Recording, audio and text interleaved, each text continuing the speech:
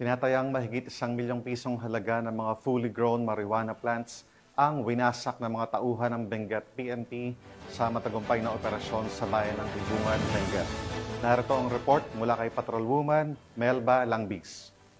Patuloy na malawak ang kampanya kontra illegal na droga, tinatayang 1,136,000 pisong halaga ng fully grown marijuana plants ang nadiskubre ng mga operatiba sa Sitio Bakugan, Takadang, Kibungan, Benguet kamakailan lamang.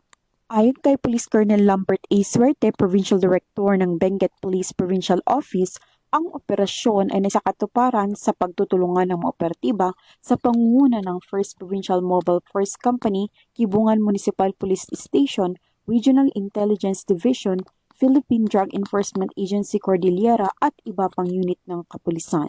Bagamat walang nahuling cultivator, lahat ng nadiskubring marijuana ay naidokumento at sinunog sa mismong lugar habang ang sapat na sample ay dinala upang isumite sa Regional Forensic Unit Cordillera para sa qualitative test.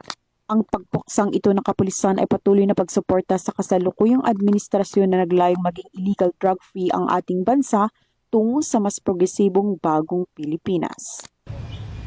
Mula dito sa rehiyon ng Cordillera, ako ang inyong PNN correspondent, Patrolwoman Melba Langbis, alagad ng batas, tagataguyod ng Balitang Pulis.